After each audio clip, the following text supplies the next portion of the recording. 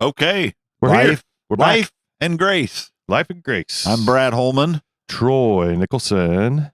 and we're just going to come to you guys, talk to you a little bit about some thoughts and feelings and convictions and all those types of things that we deal with on a daily basis, and try to pick a topic and stick to it, but we generally don't. So hang with them. Good conversation. Yeah. We go wherever the conversation leads. And we're going to start with, I had a thought this week. I text you. I love you've written songs. Brad writes songs from time to time. As does Troy. Don't let him fool you. And there was one song that's a great song that I like to hear, like to listen to, like to sing on, because I enjoy that, called Weary. And I thought that Weary would be a good topic, not just because of the song, but because of the topic itself, and that we could probably have a conversation about it. Yeah, like Troy said, the song that I wrote is actually called Weary, and it just basically depicts a moment in time in my life where, I was getting beat down, and I had people around me that weren't kind and weren't helpful, and it's just a tough time, and we all go through that, and I think inevitably what the song depicts is that there's somewhere to turn when you get weary, and obviously people choose different paths, and fortunately I've been a Christian since 1993, and that is the path that I've chosen to go down, and I believe is the right path, and to this point no one has convinced me otherwise. And I am open to conversations, though. That's what this is about. We're trying to have conversations with people that are just like real, not just us as Christians chirping or convicting or accusing. It's not about that. We're people too, and we mess up all the time. And, we just want to be able to bridge the gap between, the stuffy Christian and the blue collar, self-proclaimed atheist, just to be able to get to appeal to everybody. Right. The Christian gets in a lot of ways a bad name, and because so many people have come across so-called Christians and they make them feel terrible. They don't like their interactions with them. They get that holier than thou people. I can't stand those so-called Christians because they think they're so much better than me.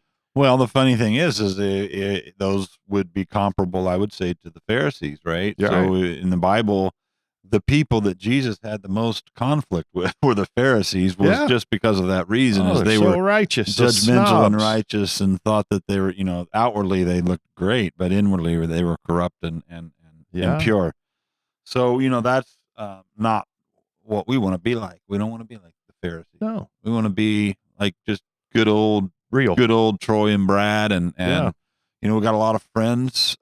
Fortunately, a lot of friends in baseball, a lot of friends in work, a lot of friends in common friends just in the area. Church, you name it. They're just they're fun to have, and relationships are so valuable. But we're not immune, none of us, to being weary. No. Yeah, lots of people get weary for different reasons. Some of them, you can get weary because of, my gosh, you go work out and you get weary, and there's physical weariness. There's, the mental weariness of having to sit out or sit down at a desk for 8 to 10 hours a day and do a job. You become weary mentally as well. But, the song that you wrote probably does encompass some of those both, but maybe more so even spiritually, would you say? I think definitely more so spiritually, because that's where I was in my life. Right. I was at a place in my life where I had already accepted Christ into my life, and I was coaching in minor league baseball, and I had an environment that was not appealing, and dealt with some people that were, whatever, we just didn't see eye to eye. As much as I tried to get along and tried to make it better, it just never worked. And it was a long, long, long season. And when that happens, I mean, it tends to make things go even slower. And nobody likes to go to work and, have to dread it. If you can go to work and generally enjoy the people you're around, I mean, why not? Sometimes there's somebody, I always call them stinky people. There's some stinky people out there, and it's unfortunate, but you have to deal with them. But it fatigued me over the course of a long haul because I tried to figure out new innovative ways to make it work. And, I felt like I was making the effort to conform without any, reciprocation. And quite honestly, it was an environment that I wouldn't wish on anyone. But this song came out. Yeah. Well, I know, like you said, 1993, you became a Christian. You were still playing in baseball at that time. You weren't coaching. When you wrote the song, you were coaching, right? When I wrote the song, I was coaching. You were coaching. Yeah. So what? Yeah, and I'm going to try not to put a year or anything on that because that way no one don't can know associate exactly with who the that people was. I'm talking But about. there had been time. That was kind of my point, though. Time had passed because in 1993 you were still playing. Mm-hmm. Several years later is when you started coaching.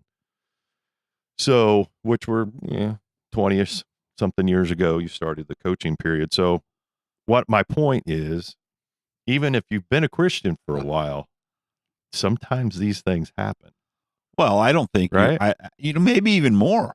Probably so. Because I think, honestly, since I've become a Christian, the one thing I've tried to do is also be transparent and authentic. Right. And when you're like that, when you see somebody or something, you generally have more of I guess, an insight on all of it. I don't really know. I just felt like as a Christian, I became more weary because of the expectations from God are easy. I think, he says our burden is light, but our yoke is light. Yeah. Our burden is easy. But the point is like, it's still, as a Christian, he also says, like, I suffered greatly, and you're gonna suffer on behalf of me, and you're gonna deal with persecution and things like that. And I've experienced a lot of that as a believer, especially when I'm very in baseball. They have baseball chapel, and I'm very active in Sunday morning. Hey, here comes, we're getting ready to have chapel. You guys come on if you want to go, and making it feel like it's just a comfortable thing to do. It's not not awkward. Yeah, it's not weird, not taboo. And we've talked about it. That's some of the things that made becoming a Christian a little weird to me initially, is the people that I came around. Yeah, I think I dealt with some of the Pharisees, and they basically, I didn't feel like they loved me. I feel like they were judging me, and I think that's the opposite. It should be the opposite. It should be the opposite. I think if you're gonna tell somebody, that's near and dear to you about who they are or how they are, maybe you ought to approach them in a loving way, and you don't have to necessarily sever the relationship or anything. It's hard to do, though, right? Especially when you're angry. Oh, especially when you're angry. And that's the thing, just because you're Christian doesn't mean you don't get upset or mad at other people. All the emotions are still there. Nothing's changed there. But hopefully what has changed is your heart, to where you're not just damning those people because of the way they are. You're actually trying to, maybe reach out to the people a little bit more in a loving and brotherly way. You're not trying to stomp them down. No, just, I think it's reach the opposite. I'm pull them up. Right. You don't want to just knock them down because they wronged you. I mean, think about it. If you kicked everybody out of your life that ever wronged you, you'd end up all by yourself, most likely. People are they're gonna let you down from time to time, and grace is something. Obviously, it's part of our podcast name, right? Exactly, for a reason. Yes, Absolutely. Grace is when you receive something that you don't deserve. 100%. And, when it comes to relationship, man, if you don't have grace, then that relationship's not going to last. Yeah. Because they're going to let you down at some point. Yeah. So that's why I think just so many good topics that we that we can go down and explore more and more. But this whole weary thing, it just came to me driving to work the other day, and I thought this ought to be a good one, and in so many ways. And what we plan on doing, what my thought was, and you recorded Weary, yeah. So we have the recording of it. But what I'd like to do, just for fun, since we can do these things now, is to record it live, I guess, if you will, the two of us singing. We're not going to do that right this moment, but at some point, we'll sit down, grab your guitar, and we'll sing this song. But today, this conversation that we're having right now, anyway, and we'll add the music to it. But well, I mean, one real quick thing just about the song is that where the beginning of the song starts, I've grown weary. I don't know what to do. I'm out of answers. So I turn my eyes to you, essentially, and I don't even know if it's eyes to you. I almost have to sing it to quote the word. I've grown weary. I don't know what to do. I'm out of answers. Yeah. So I fix my eyes on you. So I fix my eyes on you. And anyways, Christ, as in God. Yeah, not me. He's not singing to me. Right, but the point is, I was out of answers. Yeah. In terms of that situation, that particular situation, my job. I wanted to have felt that way probably. Right, and I wanted to get along in my work arena. I got to be there a long time, and it's frustrating when you can't get along with somebody. Yeah, and I mean, I've felt that exact same way in my current job that I'm in, and other positions that I've been in. When people just come at you from different angles, and you're like, I feel attacked, and you're just like, I just can't keep this up. Something's got to change. And is it me that needs to change? And I found that most of the time it is, and it's me on how I react to them coming at me. That's where I really need to change. Well, I think and therein lies again some kind of Christian perspective. Again, is like, the fruits of the Spirit are, love, joy, peace, patience, kindness, goodness, faithfulness, gentleness, and self-control. And if you think about those things, and I always catch myself because I remember those so well. I remember a lot of scripture, but my girls were little, with love, joy, peace, patience, kindness, goodness, faithfulness, gentleness, and self-control, and we'd re-sing it. And anyways, so if you think about the weary thing, you're going to be weary. Yeah. You're going to be heartbroken. You're going to be angry. You're going to have all these emotions in your life. But how you respond is a reflection of who you are, and I want control over. Absolutely. And when I'm as a believer, I react to things wrongly all the time. Mm-hmm. But I think if I wanted to say that the way I should react is to show Christ in me. Yeah. And that's where the fruits of the Spirit are. And despite being weary, people always talk about not being happy. Well, happy is an externally motivated emotion, where joy, on the other hand, can be in the midst of extreme heartache, because of God. Exactly. But being weary is something that just happens because you kind of run out of ideas, and you run out of energy.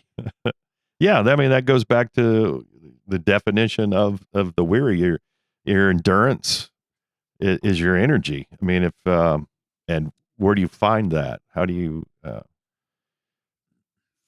find the energy? A lot of it's getting back into the word, which we've talked about before.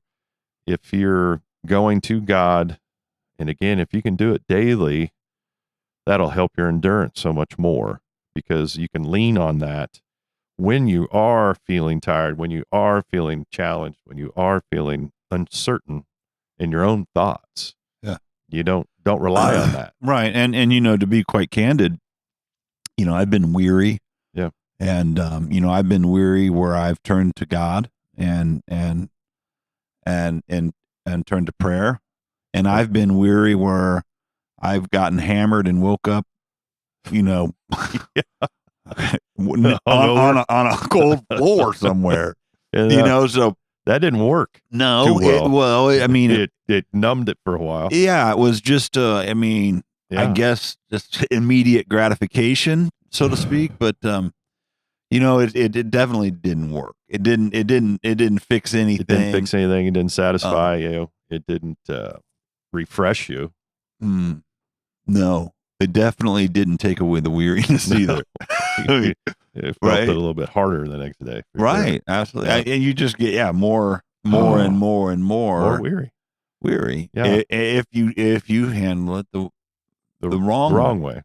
And unfortunately, the way a lot of us do from time to time, because we're just fed up. Yeah, you're just like, gosh darn, just the heck with it. Let's just forget about today. And it's not a good approach. But it happens.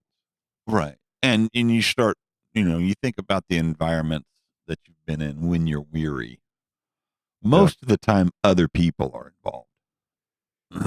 Yeah. Not other than physical weariness. I'm talking about you're talking about your weariness. mental, spiritual, because they go more hand in hand probably than your physical and spiritual. It's more mental and spiritual for me anyway, because that's what I've got going on inside of here affects my spirit. What your thoughts are affects your heart, and then your heart also your actions, and that whole spin in your actions also can, they form what you think about. So that big triangle of your actions and your thoughts and blah blah blah. Yeah, it's connected. It's all connected. It's all connected, and I know, just thinking of the word weary as I'm sitting here and you're talking and we're discussing like what causes it and what makes it different from person to person, I guess, and how you handle it. And I started thinking about think of the things that make you weary in life. Because even the good things can make you weary. I mean, my wife has made me weary before. And most of the time we hang out and we really love hanging out. And then there's other times where we're like, gosh, this is hard. It's fatiguing. And, your kids, I'm sure have made you weary before. Your job, which is part of why the song was written. Right. So there's so many things that can happen on a day-to-day basis. But how do you deal with it? Well, and that's one, I think you write songs about it. Right? There's one way, right? Very therapeutic. You just sit down. If you have to collect your thoughts, not everybody's good at journaling. I'm not a journaler. I don't sit down every day and write in a diary or whatever you want to call it.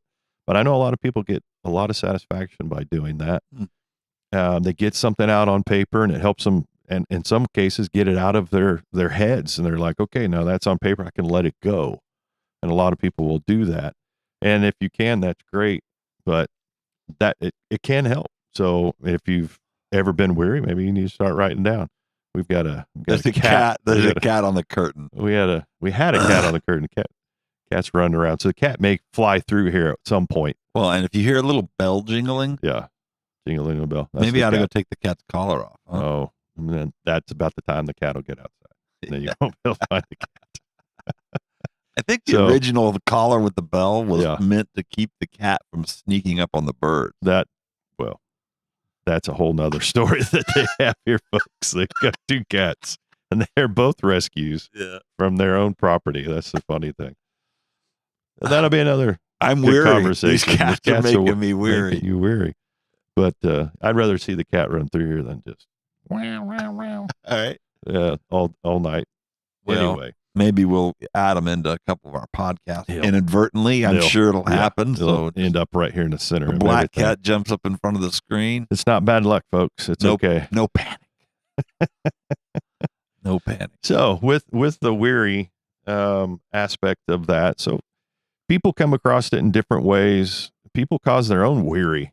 Yeah, to be honest with you, it's just because they worry about things, and they worry about what tomorrow's going to bring. Procrastinate. Procrastination. My wife's got a good song about Yeah, procrastination she too. does. They go Speaking of together. Maybe we'll add them procrastination, both into and this little we pod. might. But the weary, can be brought on internally. Doesn't have to be external forces that can bring that on. So that's something that there are probably some people out there that deal with that because they're dreading going to work tomorrow. Or maybe can't let go of something that's happened in their past. You know, 100%. And it's constantly occupying your mind, and it makes you fatigued and weary. And that's why we wanted to particularly have this topic, because not only to talk about, number one, the word and what it is and what it means, and just convey, number one, that hey, we all have been weary at some point in time. And sometimes we've all been worried because of self-inflicted issues or external issues or whatever. But the bottom line is like how you deal with it, and is what you're doing. You know, we talked about drinking a minute ago. That's not improving your weary state. You know, I think rest would. You know, sleep might, but then you get some people that get weary and they get in bed and they don't get out for a long time, and now it becomes depression. You know, so. I think it's a delicate matter, and being weary puts you in a state where you probably need to start climbing out of it, And well, I think what goes back to, like I said, that you being weary and people journaling. You wrote a song, and basically that song, again, you all will hear, is the fact that you're calling out, you're asking for the help. Absolutely. And I think that's what most of us have to do, is realize you don't rely on yourself, and don't be silent. We have a God. I mean, if you're a Christian, you truly believe. And if you're not a Christian yet, that's also why we're here. Understand there is somebody out there. There's a Father that wants to help, but the Father can't help if you do not ask. He's got kind of a one-way door.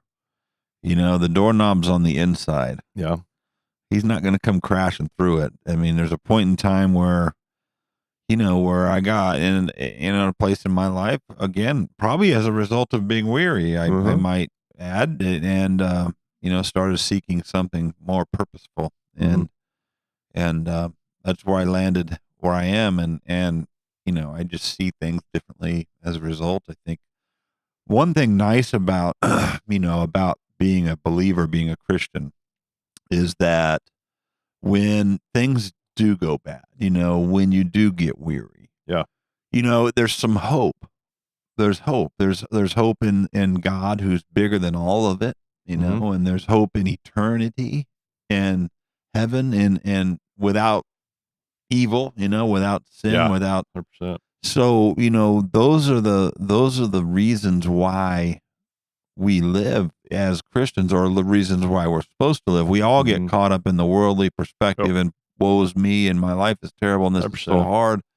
But when you start looking at it from a eternal perspective, that's helpful in terms of being weary, because you have something to look forward to. Yeah, it makes your troubles a little bit smaller in my mind anyway, when you think, well, this is temporary. Because our place here on earth, a time here, really is small, and it is temporary if you have an eternal perspective. But just understanding that, don't run from the troubles. I mean, there's a story, a parable almost, if you will. I've heard it multiple times going around through the internet. A story about the buffaloes and the cows. Have you heard that? People talking about that. It's a biblical parable? Not a biblical parable. It's like a parable, if you will. It's a story. Where, the if you will part is what if you will went over my head. If you will. But basically, when a storm comes, difference between a buffalo and a cow. A lot of you may have heard this, because I've seen it like three different people tell this story, and I don't have it memorized, but it just made me think about it. Cows, when they see a storm coming, run away from it. A buffalo, when they see a storm coming, they run towards it. Because the buffalo understands differently than the cow. The cow just sees it. They get scared and they go, oh my gosh, they feel overwhelmed. So they're trying to outrun the storm. Storm always catches them. And they keep running in the storm. and they don't stop. So they're just following the They're storm. just and going. It's making the storm last And they don't longer understand and that longer it's and made it longer. last longer. Where the buffalo, they head right at it. And they get right through the now other side. they still encounter the same storm, but they get to the other side a lot quicker. Interesting. And that's the point where is we you face the understand. storm. You face the storm, and you understand that there's going to be more storms, but the quickest way to get through them is just go at them. Well, and let's relate that now back to our topic, which is weary. Mm-hmm. When you run from the storm, especially as a cow, because I'm pretty sure they don't run very far, they don't, or very fast, right? So how weary are they getting? They're going to be. That's exactly where running away from the so storm. tired. The storm's over the top of them. They keep getting pelted. They're like it's never ending. It's because you're staying with it. You're choosing to stay in the storm 100% longer. 100% longer, and instead of more. just turning and heading headlong into it. So I'm going to deal with this. I'm going to take it. I'm not going to do it by myself. That's where I'm a little bit different than a buffalo. Well, there's probably a whole herd of my buffalo. head maybe as big as how a many buffalo's Lone head. Star buffaloes do you know? You go with the group. You go with the congregation, right? I'm pretty sure buffaloes go in a herd. They go in a herd. That's what I've heard anyway. That's what I heard. So that's the point. We bring that back around biblically. Is we all have storms, and it's just how we handle those storms. And while we're in the storm, and it's making us weary, and I believe when you're weary, that's a storm that's going on in some way or another. Right? Yeah. I mean, obviously the storm has created it at least. Right, but you're in it. There was a storm. There's a storm. Maybe you're on. still in that storm, or you're so tired from dealing with that storm. Or maybe your whole house got knocked down, so you got to deal with the aftermath of the storm. Yeah, I know. There's a lot of people have to deal with that, but reaching out, spiritual weariness. It's in the Bible, multiple location. Matthew talks about it. As I read up on this weary today, just get a little more understanding, more so than what I already had. It's in there a few places, and it talks about being weary. Matthew talks about being weary, but it all basically says go to God, no matter what. If you want to, don't rely on yourself. Go to God, and God will help you. Now, that doesn't mean God takes away the storm. That's where most people kind of get messed up. That storm is still going to be there, but you have to get through those storms and to build your strength and also your reliance on God, but that He helps you get through it. That's right. No doubt. And I think, there's a lot of parables in the Bible that are very similar. And, I just started thinking about the cow versus the buffalo too. And you start thinking of the differences in the two animals. Why did the buffalo run at the storm? I mean, it's a big burly animal with a heavy coat. It was prepared. He's prepared for the storm. Yeah, there you go. And I don't think the cow is, maybe on a short term, but I don't think a cow is going to be able to just withstand a lot of cold temperatures or heavy snows or whatever. And you see all kinds of pictures of a buffalo all covered in snow, ice hanging from it, and still doesn't even care. No, they're just out there looking for food. Yeah, that's right. Just going. Steam coming out of its nose.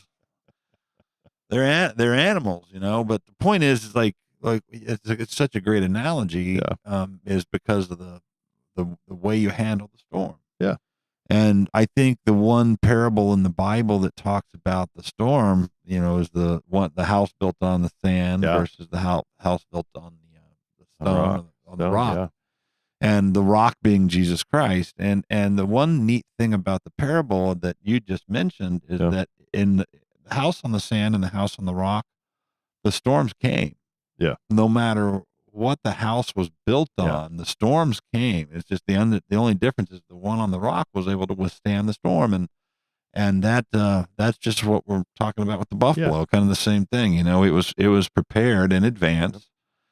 And that's a neat, I never heard of that. Yeah. I don't know why it's going around. Like I said, it's going around on the internet, social medias, and I feel like I'm spending more time on social media than I want to lately, but it's probably more so just because I'm kind of researching what we want to do here with this particular podcast or with our desires. So there's topics out there that's, we want to somewhat stay relevant, but not by the world standards necessarily. But there's a lot of good conversations that are being had that they have different perspectives on, I think, than what we do in our beliefs. So, I think we should approach those as well. So I'm looking at them, but that story came across, and I just thought it was a neat little analogy. It's a really good analogy. And you mentioned a second ago staying relevant. And I think staying relevant, I think, is gonna happen as a result of just doing things, I think, the way we've always done them. As far as I'm talking about, as far as like you and I specifically are concerned, because I've I just think of myself as a very relational person, as someone who truly cares about fellow man and the health and well-being of not just the people that I love, but people in general. And I think it starts there. You got to care. You got to care about something. I mean, if you quit caring, then what are you? What is your hope in? Right. And it's just like if that's where you are, then you're weary. Yeah. And in my opinion, it's not a place you want to stay. I mean, because I think inevitably what happens to the cows. Yeah. Well, you made hamburgers earlier today. I kind of think what happens to a lot of them. But yeah, no, a lot of them, they grow so tired. I would assume if they're on an open prairie running, they probably die. Probably just roll over sideways and freeze up after a little bit. Yeah. Well, have you ever seen like going down? We're in Kansas, so when we're in western Kansas, particularly, it's very flat, and you can see to the horizon, and you go past these open fields, and you see those big fences that they put up, barricades. Oh yeah, down for the cattle. highways, That's what they're for. They're for the cattle to hide behind in the fields, and obviously, in some of those fields, there's no refuge. So you either, if you head away from the storm, you're going to be in a long time. So maybe those little barricades coerce them into not necessarily just stop running from the storm, but at least not running to it. But at least they're not moving. They're there, and it goes by a little quicker. Yeah, I mean that's a good point too. I mean, sometimes you just have to stop and collect yourself for a minute and go, okay, what am I doing? I've been doing this, and I've caught myself. I mean, I've been going to work, and I've been doing the same thing every day, and I get mad every day at these same people. And I go to work the next morning thinking it's going to be different from the day before. Nope. But you know what? And it hasn't, and I don't understand why. That's why, I joke, but I've, come to the realization that if I want it to change, it's got to start with me. Oh, that's good. I got a parable for you. Yes. So to speak. Okay. Parable. So let's say you have a pot of boiling water. Yeah. The boiling water is representative of your environment. Okay. Or your work environment, let's say. You enter your environment as a carrot. Hard. You're hard, tough, crunchy. You bite into it. I don't know how that applies. But anyways, don't bite into it. And then you put it in the environment. And when it comes out of the environment, it's soft. It was affected by its environment. It changed. Yeah. Not always for the better. It just got softer, You take an egg and, crack open an egg, and it's soft on the inside. It's runny, smushy. And, so it enters the environment soft. And as it's in the environment, it hardens. Yeah. And the environment changed it, and maybe for the good, maybe for the bad. It depends on the environment, right? Yeah. And then, you take coffee. Yeah. And you put it into the boiling water, and it changes the environment. Right. And I thought that was just kind of what you had just mentioned, and I've had situations where I hung out with guys. I'm like, I don't want to hang out with this guy. He might affect me in a negative way. Yeah. And then I start thinking, well, why not affect him in a positive way? Yeah. Why does it got to be him affecting me? Why can't I affect him? And just a different perspective. It's Yeah. amazing. Well, I think that's what we're called to, what we're supposed to be doing. We are supposed to be we're supposed to be the light. So we should be affecting people on a daily basis. And sometimes you become weary, and it's just like, I don't want to make this guy better. This guy irritates me so much. And that's not a good feeling, because I've been there and I'm like, okay, I need to quit.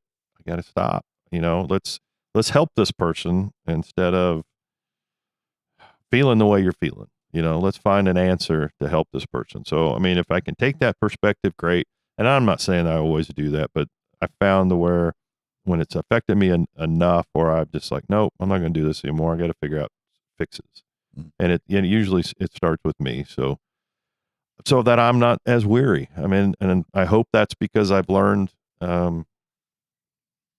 don't know, from hanging out with you, from hanging out with Dave, from hanging out at my men's group that I go to.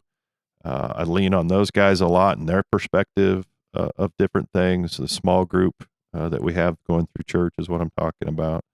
Just changes me internally. And you got me going to small group. That's been almost 10 years ago. That was a good group. It was a good when we group. met over at It was cold a lot of times. The little league concession stand with no heat. Yeah, middle of the winter. 5:30, 6 in the morning. 6 in the morning. Whew. And which was a good time. Yeah, we had some older gentlemen, older than us. Yeah. That were in that group that I think we learned a ton from. No doubt. And that's that's something I've done too. As I've gotten older, I've started to realize the importance of the people that came before me and what they know, and the insight and the wisdom is just tremendous, especially if they're believers. And we're not trying to single out believers and make them sound better than everybody else. It's just the God-given perspective. It's not my perspective. It's Christ in me that gives me perspective and blesses me with the ability to react. Well, yeah. Sometimes in a way that I know other people hopefully wouldn't react like. And I'm guilty of still being the other guy too. Absolutely. And we're not saying, just like what you said, I think we might have said this earlier. We don't believe that just because you're a Christian that you are better than anyone. We believe as Christians that we need to work on ourselves even more so, because I've been around, especially when I was a kid going to church. My grandmother took me to church all the time. I was around so many older people in those churches that were terrible. Really, to be honest, terrible. I felt like terrible people. They are the gossip. They gossip more than anybody. They talk bad about other people. And that's not a reflection of Christ. That's just a reflection of that person. That's right. But the sad truth is that somebody who hears that has now an impression of Christianity. Oh yeah. And that's unfair too, because that's my dad was guilty. I think I told you the story. And he had one person offend him in the church, and he just totally disassociated with church altogether. And as a child, that affected me. I didn't grow up in a church. I would have loved to. It would have definitely been a more comfortable. Maybe not. And maybe I would have fallen the other way. I don't know. But the point is like you just got to, our purpose here as Christians on this earth is to emulate Christ, or try to, and realize that if you're not going to, and that when you fail, you get up and you keep going, and you try to bring some people along with you. You know, that's what we want to do. I mean, we believe that there's eternity in heaven, and we have to push that out there, and that's all we want to say. And we hope that you investigate that on your own. We just want to plant that seed and say, hey, Jesus is out there and he died for you. You bet. Come check it out. And I can honestly give a kind of a neat little testimony real quick from the standpoint of what it was like before I was a Christian versus once I became a Christian. Because I was, I wasn't a Christian until 1993. Well, at that time I was In your 20s. 25 years old, Yeah. you know, and I didn't grow up in the church at all. So Yeah. it was from point A to point B for Yeah. me. It was like, cause I was a wild child and from a divorced family, mom working all the time. So we were free to run and do, and we did. Yeah. And so, you know, to turn that corner and I started getting curious about things. And just once I became a Christian, you know, things just, it wasn't a miraculous healing. It was Right. just me going, you know what, there's gotta be more to some, you know, I'm just not fulfilled from, you know, running after girls or partying, you know, Yeah. in a lot of different capacities. And, you know, those things, they just, you know, like when you're weary, you wake up Mhm. the next day and those things feel good when you're doing them, but when they're gone, they don't feel good anymore. And opposite, it Yeah. actually intensifies things. So, you know, I just realized at some point in time, it's like, you know, this is like this is like a hamster wheel. I'm just sitting here Mhm. just running and not really getting anywhere. And you start to go, like, what is it all really about? It's so many people chasing after things, you know, money and fame Yeah. and popularity and you know, worth of whatever kind. And it's just like, that's why you're weary, you know, it's Mhm. because you sit, you know, not the only reason, but it's, if you just are constantly chasing things that are worldly, you'll Yeah. find out. You might not know right now, but you'll find out in the end Uh-huh. that it amounts to disappointment. Yeah. I mean, if you find in those people that some, I think there's a lot of people that you'll see that chase those things, and then you sit down and talk to them, and they may not be all that cool after all, just because they have a cool car or a Uh, nice house or something like that, because they don't have any depth to them, I guess, if right. you will. I mean, they don't really care about anything else, and you'll see that pretty quick in some of them. Now, there might be some out there that, you know, maybe they do have a little more of an internal, you know, or respect it, or I can't even talk at the moment. Perspective. Perspective, thank you. Than that, and just because you're rich doesn't mean you can't be a Christian, and things like that. I'm not saying that, but a lot of those, that's their worship, that's their idol, and if that's your idol, then you will. There's your treasures right there, because you won't receive them in heaven because you probably aren't going there. That's Yeah, I mean that's harsh, but I mean, you know, there's some realism there too. Is you know, chasing something that doesn't have eternal perspective, right. it just doesn't make sense because it's temporary. Yeah. So it's just like we were talking about a minute ago, temporary gratification of whatever, you know, if you think about eternity, anything Yeah. you pursue here on earth is temporary that's not Yeah. Christ related or not relational. Hmm.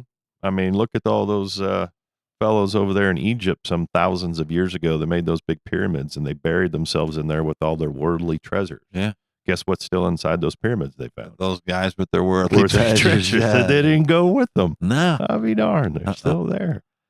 Well, So, I think, yeah, the guys were still there too. At well, least their yeah, mummified, yeah. rusty bodies were. Mm. But, you know, it goes back to what we were saying. We are not souls with bodies. We're Right. bodies with souls, and our souls are going to go on forever. Where they go, it depends on the decisions we make while we're here. This is like it's like an opportunity for us. So many people see, you know, having a relationship with Christ as a burden or as something they're afraid of. And I'm here to tell you, man, it's like necessary, because if you don't have that and in the end you take your last breath and eternity's for real, Yeah. and you're going to stand before your maker and he's going to say, Mhm. I'm sorry, I never knew you. And at that point in time, it's not heaven you're going to, you know, and that's the harsh reality of what Christians believe. And you know, I hope I'm not offending any other religion. Oh. This is my belief and what I believe. It's not a matter of turning anybody against us or creating enemies, because we really do want to have Yeah. conversations Yeah. and appeal to everybody. So, but the point is like, you know, Ish. if you have a relationship with Christ, Yeah. ish, right? Yeah. Yeah. If you have a relationship with Christ and you stand before your maker in the end, I see this picture of Christ with his arm around you and saying, "Hey, Dad, this guy's with me.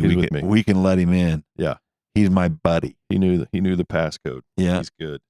Yeah, there's a lot of people going along with some of that stuff you just got through saying. There's a lot of people that are offended by us because we believe the only way to get to heaven is through Jesus, right? And if you're going to go to heaven, some people, they don't like that, and that's fine. You don't have to like it. No, I didn't write that, by the way. I mean, no, I believe that because somebody else convinced me that it was true. Right.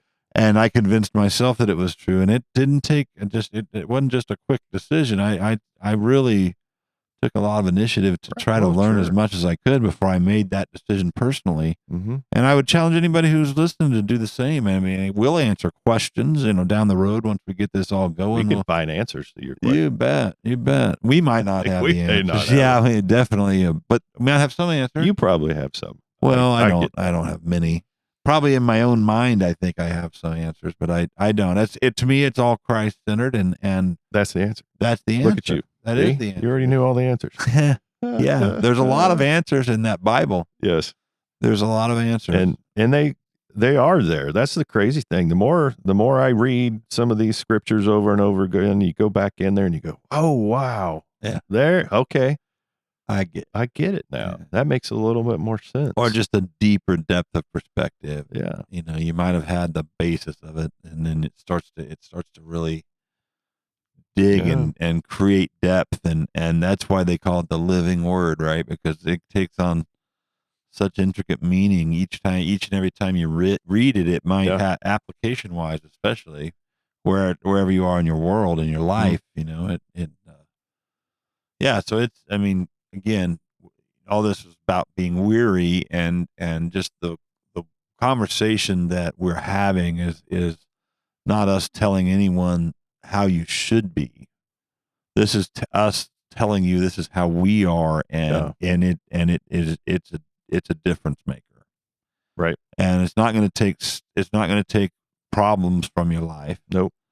But it's going to give you different perspective on how you look at life and how you look at problems, because life at your last breath isn't the end, in my opinion. Right.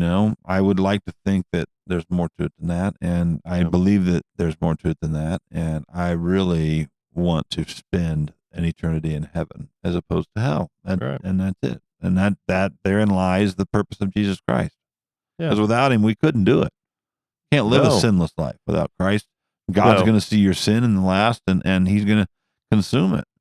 So if you have the relationship with Christ, you're spared. Yep. And that's what we're wanting to have these conversations for, because we've been having these conversations for dang near 20 years, more or less 20 years. I mean, there was, we actually known each other now for 21 years, and these conversations came along a little bit after we got to know each other a little bit more, and then I came along and dug a little bit deeper down in my own self, and strengthened what belief that I did have, and move some of those rocks out of my shallow soil base that I did have, to be honest with you. Fertilized. And started working a little bit on myself and my own understanding and my own weariness. Because I mean, that's probably where I was. I was weary to the fact where, I could do stuff every day and act normal, but I think I was probably weary this whole time. Well, how many people do you think have a life where they have no issues? They're just happy-go-lucky, get all the money they need. They've got a nice car. They've got a nice job, but they're not Christians. How many of those people come to know Christ when things are great? Right. That's the hard time to do it. Well, I don't think, because you got it figured out, right? Yeah, you don't need anybody. What do I need God for? I've got everything. I got everything I want. 100%. So therein lies reason behind, why I think God allows people to struggle, because he wants us to turn to him. He wants us to rely on him. And I think inevitably he wants us to deny ourselves and turn to him. And that's hard to do, especially for Yeah. someone who feels like Yeah. what do I This need to ego do? kicks in, the arrogance kicks in, the narcissism kicks in Yeah. when you don't need anybody else. That's very narcissistic. I don't Mm. need you to do this. Look at me. I've Right. got it all figured out. I've got all my fancy cars and my house and my clothes and perfect wife and children. Just don't look too deep, underneath the surface of what's going on here. No. Right. And Right. that's the sad fact. A lot of people are just faking it Mm-hmm. because they don't have going back, their life is built on that sand. They just feel it. You can feel that uneasiness underlying. You're just waiting for something to fall. Well, and I've seen so many accounts of people who, well, some of them are like really famous people who, obviously weren't satisfied. Look how many famous people do you know that ended up committing suicide or overdosing on drugs? I just don't think it's everything it's cracked up to be. And I think the same thing with a lot of money. You get so much money, and all of a sudden, what now? What's important to you now? How much money is enough to where you go, okay, I don't need that. That's not really what drives me. So the point goes back to what you said about the pharaohs. I mean, have it all, but you can't take it with you when you go. And bottom line is, when you do go, and I think we might have said this in a previous podcast, you have, a limited amount of time, a couple days left. Yeah. What's important to you while you're still here? And, I don't think all the money in the world would be that important if it was if it was, a meaningful relationship that with someone, or with God, who, you had a chance to spend time with that person in those last few days while you were alive. I think that I would choose that a lot more than to say, just bring all my money in here let me in a sleep freaking on armored car and let me just sleep on it and hang out with it before I die, if you don't mind. Yeah, drive me around in my car while I'm laying down in the back seat of it because I can't drive anymore. All right. No, the relationship, we hope, that's what we all need. We're building, just putting love out in the world instead of so much animosity and hate that's going on right now. You got to figure out what's in your neighbor, that it's appealing. We can't just be, well, I don't like that person because they're Jewish. I don't like that person because they're black or because they're Asian or because they're white. I don't like them. You don't know them. Let's start getting to know each other. We're all in our beliefs system, and I think even atheists believe we're all related. Yeah. We all started from something. And if you just stop and take that, at least start there, find common ground, and then work your way the other direction, and then you'll find out we're all the same. We're all here. And then we were created. That's what we believe. And we were created by a designer, and that is our God. Well, some of the things you can look at regarding what you just said is just the organization of things. How things are.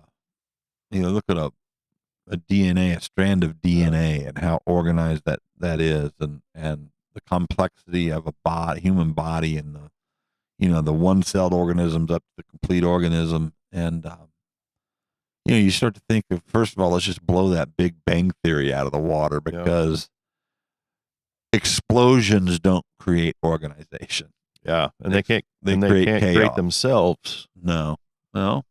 Right. Something's got to light the fuse. So nothing can create, there's nothing that can create nothing. I mean, something. Yeah. Nothing something can't create come nothing. from nothing. Right? Something, or nothing can create something. Yeah. That's the funky thing. So something created us. Right. So not to try to sit here and debate everybody's perspective, but the point is like, if you're weary, I mean, we're sitting here trying to tell you that there's an option. There's an option. And the option is not going to be immediate gratification. It's going to be a life-changing experience that gives you perspective that is different than probably what you have right now, and in a good way. And it starts there, in my opinion. You talk about change, and if we're going to have change, then we have to continue to do good. There's a difference between good and evil, and there's a designer that created that different spectrum. Yeah. And, why choose good? I mean, that can be just a blatant. Why choose good if there's no creator? Why not just be bad all the time? Why not just give me your money and give me your food and I'll shoot you in the head. Yeah. And you'll die and I'm better off because you're not around anymore and I got your stuff. Yeah, exactly. And I heard somebody say this the other day that evil does, bad doesn't exist. It's just the absence of good, right? And dark doesn't exist. It's just the absence of light. Those things, right? It's just the absence of light. What about evil? Does it exist? It's the absence of good. It's the absence of God. Well, and that's what hell is. Yeah. That's hell. It's the absence of God. I think that would suck. It would. I mean, because and that's your choice. What is a life without God like? Hell on earth.